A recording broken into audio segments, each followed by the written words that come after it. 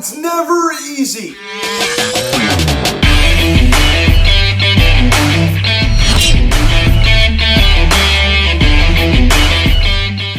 What is going on, everybody? Welcome to the Phillies Sensitive Medium Touring Camp this afternoon's game between the Phillies and the Washington Nationals as the Phillies defeat the Nationals by a final score of 2-1. As we've now secured 4-5 against the Nationals. We're going for a 5-game sweep tomorrow at 12:05. If you don't remember, we were swept in the 5-game series in DC in 2019 as we look to get our revenge tomorrow and sweep them out in the 5-game series. And I guess before we get into this video, please subscribe if you haven't not yet. Please engage the bell. Please like this video, comment on this video, share this video, and let's get into this. I'm not even going to say it was a great win, right? I mean, we pretty much get no offense in this ball game.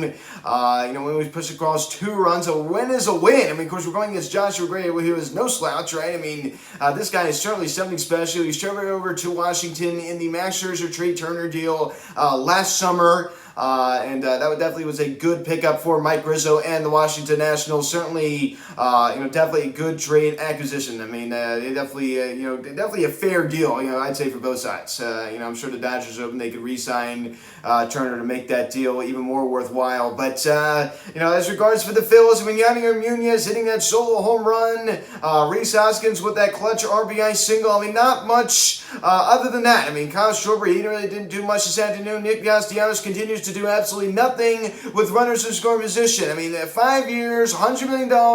This guy really hasn't had one huge hit all year. It's really driving me crazy. I mean, time after time, he has opportunities to get something done. He does not get the job done. Aaron Nola pitches another gem this afternoon. He continues to be dominant. I mean, the curveball continues to have a lot of life on it. He's putting it where he wants to. I mean, the home runs can need to stay down. This is at least 5-6 starts now that he has looked very good. I mean, this is an excellent 1-2 punch with Wheeler and Nola at the top. As we pick up the scoring summary here in the 10th of the 7th inning, Yadier Munoz homers on a fly ball to left field. A solo shot, his second of the season, and the Phillies now take a 1-0 lead. Another home run from Munoz, his second in the series, second in 2 nights. Of course, he did homer on Thursday night in the first game of the series. I remember I was live streaming that game. Of course, he hit homer down the left field line, and he hits another home run this time a little bit farther away from the left field foul pole, of course. But a home run is a home run. That certainly was not a cheapie. Finally, the Phillies get on the board. This was just a pitcher's duel. The Phillies had their fair share. The bases loaded early in the ball game. They just couldn't get the job done. They couldn't get the job done. They had bases loaded, nobody out in the 7th and 10th inning. They got nothing. We'll get into that in a little bit. Then we pick it up here in the bottom of the 9th inning. We bring in Brad in to try to get the save. He was able to get the save in the first game of the doubleheader yesterday. It's always something. No matter who is closing for the Phils, whether it's Hector Neris, whether it's Corey Knebel, whether it's Brad Hand, it's always something scary. You know what I mean? It just drives me crazy. It never could just be I'm not saying you gotta have a 1-2-3 inning every single time, but when have you ever seen, seriously, non-joking aside, the Phillies, no matter who it be, a Phillies closer come in and have a 1-2-3 top of the 9th inning or bottom of the 9th inning? I mean, when? I mean, you don't rarely see it. That's not an exaggeration. I mean, think about it. I mean, it's always something. We either walk or at least 1 or 2. It's just always a headache. It's always just your heart's beating out of your chest. Sometimes we're able to get the job done despite that, and sometimes we're not. And today was one of those days we were not able to get the job done despite that. As Lane Thomas comes off the bench and it's a pinch hit. Single to right center field. I mean, the umpires have just been awful in the series, and of course, we're still able to win despite that. But my goodness gracious, Juan Soto comes around to score, and the Nationals now tied at 1. As I just said, these umpires have just been terrible. A lot of these pitches are very close to the zone. I'm saying they're absolutely yes, indeed, strikes. They're fairly close to the zone. Pitchers are just not being called. So there's nothing else to say other than that. I mean, it's very close to the zone, and they are not calling it for whatever reason. Just terrible. A couple check swing, attempts today. Just horrible. One by Michael Franco. Clearly went. He clearly went. And they said he didn't go. So just bad all the way around. So then we pick it up here in the top of the 10th inning. Rhys Hoskins singles on a ground ball to center field. Matt Vierling comes around to score, and the Phillies now take a 2-1 lead. So Rhys Hoskins looked like he was cooling off there for a little bit, and he gets another big hit. He gets his first career walk-off, just not too long ago, and he gets another big hit, a go-ahead RBI single, and that gets the job done. And we have bases loaded, nobody out. Nick Gosiewski, of course, he does nothing. He hits a soft ground ball to second base. And then JT Realmuto, a guy that is getting paid $23 million a year. I mean, a guy that never, ever comes through when it really matters. Of course, occasionally he does, but I mean, very rarely. Not enough, right? Not enough. It's a pop-up in the shallow left field. It's able to, be checked down, very easily. And then Odubel Herrera, gets one off the end of the bat out the left field. I mean, how would you get absolutely nothing in that spot? I mean, seriously, and it happens time and time again. I've never seen a team have so many opportunities where it's second and third, nobody out, one out, bases loaded, one out. I mean, they can't get the job done. Very rarely. How hard is it to just hit a fly ball to left field? I understand, that Odubel Herrera has hit one off the end of the bat, but it was very shallow. It's not rocket science. It's not rocket science. Just hit a fly ball out the left field that has a little, not too much pop, but just a standard fly ball out the left field. You know what I mean? That it doesn't have to be all the way at the warning track. I mean, my goodness gracious, it's not that hard. I don't understand why we don't practice fundamentals more. This is what good teams do, and I hate to say it. I mean, I understand some people will not like hearing this, and I do believe the Mets are overrated. I'm sorry, but the Mets have bases loaded, nobody out. I mean, they're going to get the job done right there. But it's a sac fly. I mean, they're very good at fundamentals. The Mets are excellent at executing. You know why? Because Buck Showalter does a great job with them. He's really done a good job with that squad. He really has. And the Phillies don't do that. You know how much I can't stand the Mets, but it has to be admitted. Kyle Schwarber out of the leadoff spot, goes hitless. He's able to draw 2 walks. So the walks continue to come for this guy. OPS sits at 831. Average now sits at 212. Peter Gregorius out of the 2 hole. He collects 2 knocks. Average now sits at 291. Nick Castellanos goes hitless out of the 3 hole. He DH this afternoon. And Bryce Harper scratched from the starting lineup. A blister on his left hand. So not the news we wanted to hear. Of course, he did sit the second game of the doubleheader last night. Of course, he would come in later to pinch hit and deliver that huge game-tying 2 RBI double. But it's very unfortunate. Hopefully, he will play tomorrow. He's on antibiotics. So hopefully it's going to get better, but blister, certainly not something you want to mess with. JT Realmuto, a hit was performance this afternoon, but was able to draw a walk, but a terrible job with the bases loaded, not being able to get the job done. So he continues to just have really bad situational hitting. Odubel Herrera reaches first base after he strikes out, and the ball, and no exaggeration, bounced in front of the plate, and he swung down on the ball. The bat almost hit the dirt. I mean, my goodness gracious. And the ball bounces up and he's able to get to first base. But how in the world do you swing at that ball? Honestly, it doesn't, you could literally get the average person up there and they might not even swing at that.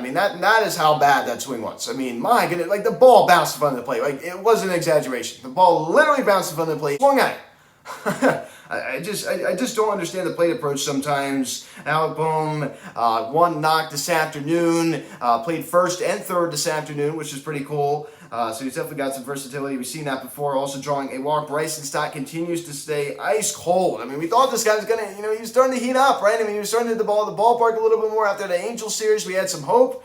Average now drops to 160 in his last 7 games. He has not collected a hit. And he's over his last 22, the last 15 in 160, his last 30 hitting 170. So he hasn't even gotten on base in the past 22 plate appearances either. So this guy's in a dreadful slump, and he's pretty much been playing every day, though. That's the unfortunate thing. You can't say, oh, well, of course, there are a few exceptions he hasn't, but basically he's been out there almost every day. And Matt Vierling goes hitless out in center field. But honestly, he's just been so great recently. It was huge in that second game of doubleheader yesterday. 2 home runs, but he was able to score the go-ahead run in the top of the 10th inning on the Rhys Hoskins RBI single. So you love to see that. And Yadier Munoz, only one hit was a big one. He saw a home run to left field for his second of the season. So another big hit off the bat of Munoz. And Rhys Haskins also got his scheduled day off, but he later came in to pinch hit. As he was able to get the job done on the RBI single. Rhys Haskins came up big. I mean, he's really not been known to be a clutch hitter, but I mean, he has been recently. Aaron Nola, 8 innings, 4 hits, didn't allow a run, 1 walk, and 8 strikeouts, and 3.11 ERA. I mean, bravo, Aaron Nola. I mean, really, just bravo, Aaron Nola. I mean, this man has just been incredible. I mean, him and Wheeler, man, they just really, really excite me. They really, really do, and they're special in their own ways. So another dominant start. And yes, I understand he's going against his Washington Nationals team. Against the lineup, and of course the Nationals, how bad they are, they still have kind of a mediocre offense. They're no slouch offensively. Of course, they're not great, but they're going against a lot of these guys to definitely have his number. I mean, Juan Soto loves to hit against Aaron Nola. So Aaron Nola's last 7 starts, a 2.54 ERA. So keep up the good work, man. I mean, he's trending in the totally right way. I mean, he might even make the All-Star game. I think it's a good possibility there's going to be 3 Phils to make the All-Star game. And those are going to be Harp, Wheels, and Knowles. I mean, I definitely think that's a possibility. So keep up the good work, man. This guy has just been on an absolute tear, and I just love to see it. This has just been so consistent. I mean, it's not just been like, it wasn't like last year where he had a couple of, starts here and there that, were pretty good, but like he's been consistently good. He's been consistently good. Brad Hand, it's just a shame. It's just a shame. And honestly, he wasn't making the worst pitches. That's the thing. He comes in for the save as he was not able to get the job done against Juan Soto as he walked him. But a few of his pitches were borderline. They were borderline. One pitch, one that was called a strike, I mean, that was a gift. And that was not a strike, I will admit that. But there are a few, not just in the Soto at-bat, but the other hitters in that Nats lineup that were just not called strikes, and that were very, very close to the strike zone as he allowed the RBI single the other way to Lane Thomas against his former squad. So he gets smacked with his first blown save of the season. Was credited with a win, now 2-1 on the year. As he said, he didn't make the worst pitches. He just didn't. And so Serandy Dominguez comes in, and he has a 1-2-3 bottom of the 10th inning. So he got the job done. A runner at second base with nobody else to start the inning. He got the job done just fine. Now, I'm not saying that, just after one appearance, now all my words are going away, but it does seem, all the evidence, I mean, the road is pretty clear. Serandy Dominguez needs to be the closer. I mean, it just does. Even before Brad Hand getting opportunities, I mean, Serandy Dominguez needs to be your closer. He just does. I mean, remember him back in 2018. Of course, he did have some of his issues back then, but was the closer, briefly in 2018. Well, actually for a decent amount of time. But Serandy Dominguez needs to be your closer, and I love Brad Hand and Corey Knebel in the center role. I love it. Dominguez is a closer, and Hand and Knebel is the center. I mean, that is dangerous. That's a dangerous back end. So we can make it work. We can make it work. Of course, if you did not hear, James Norwood, who was DFA'd earlier, I mean, this is pretty much really old news, but he was just traded to Boston today for cash. So a goodbye, James Norwood. Nothing personal, but my goodness gracious, that guy was just awful. I get nightmares of that 8-7 loss to the Mets. It was just absolutely terrible.